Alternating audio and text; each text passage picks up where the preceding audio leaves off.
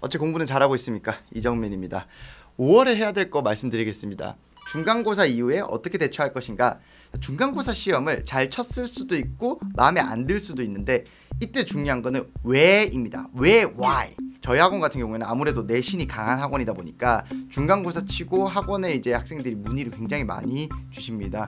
다 친절히 상담을 드리는데 몇 가지 좀 공통점이 있어요. 그러니까 일단은 부모님들이 우리 애가 왜 못 쳤는지 모르는 경우가 대부분이에요. 보통 전화 주실 때 우리 애가 실수를 많이 했는데요, 우리 애가 망쳤는데요, 이렇게 말씀 주시거든요. 근데 학원에 알려주실 때 어떻게 실수를 했다, 무슨 학교 몇 학년인데 몇 번을 틀렸는데 여기에 대해서 상담을 해줄 수 있느냐, 이런 식으로 여쭤보시면 좋을 것 같아요. 실제로 학원에 오셔가지고 학생이 시험지를 들고 담당 선생님이랑 1대1로 상담을 하는 게 중요해 보입니다. 자, 두 번째, 서술형 복기. 서술형 문제를 다시 써주셔야 됩니다. 학교마다 선생님마다 서술형 채점 기준이 조금씩 달라요. 학생들이 어떻게 서술형을 쳤는지, 어떤 부분에서 어떤 감점을 받았는지 알아야 기말고사 때 서술형 대비가 됩니다. 보통 이게 시험 치고 한 일주일 정도 지나면 뭔가 시험에 대한 열기가 다 가라앉아요. 그런데 서술형 채점은 시험 치고 한 일주일 정도 있다가 학교쌤이 서술형 감점 요소를 알려주고 이의제기를 받는단 말이에요. 요 타이밍이 매우 중요한데 학원이고 학생이고 별 관심이 없어요. 이거 명심하셔야 됩니다. 성적은 서술형을 포함해서 나오고 서술형은 배점이 매우 큽니다.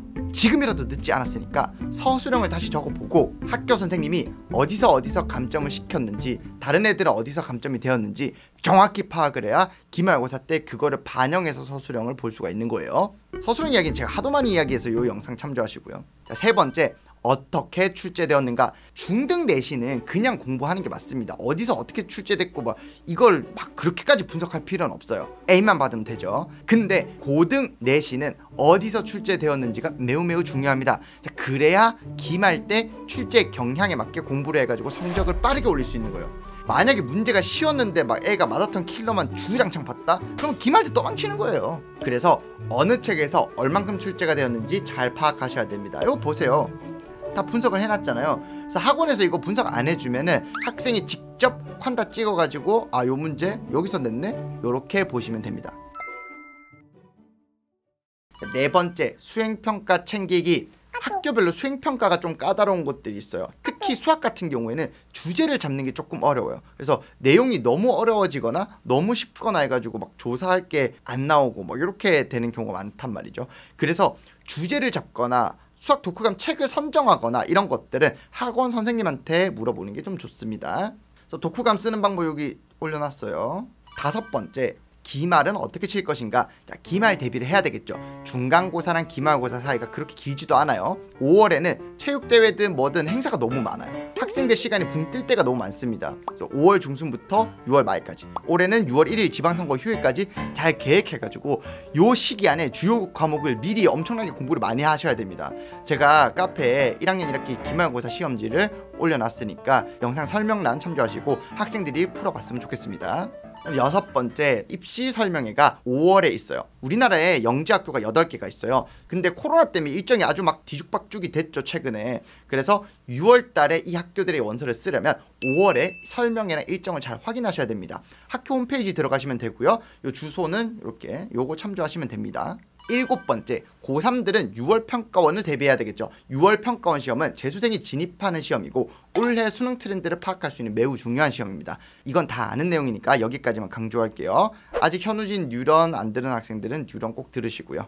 자, 여덟 번째, 수시 요강 공개. 자, 5월 말까지 수시 모집 요강이 공개됩니다. 2023 대학 입학 전형 기본 사항을 보면은 5월 말까지 대학이 모집 요강을 제출하도록 되어 있어요. 그래서 보통 마지막 날에 몰아서 발표를 다 합니다. 전형 계획은 원래 나와 있는 거긴 한데 모집 요강은 일정이나 어떤 방식, 그 다음에 모집 단위 이런 것들을 다 공개하기 때문에 세부 내용까지 다 나온다고 보시면 됩니다. 이 맥락이랑 비슷하게 요 시기 전후로 해가지고 대학이 주최하는 입시 설명회가 쭉 나오죠.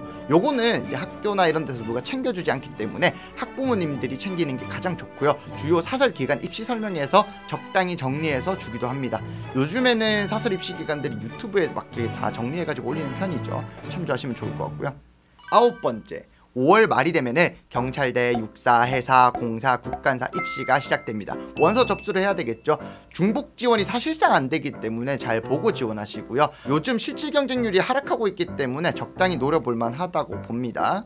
네, 그럼 우리가 빠르게 5월 달에 어떤 식으로 공부를 해야 되는지 간략하게 살펴봤고요. 그러면은 공부 열심히 하시고 6월 평가원 잘 치시고 선행 열심히 하시고 기말고사 대비 잘 하시고 그러면 6월 달에 봅시다.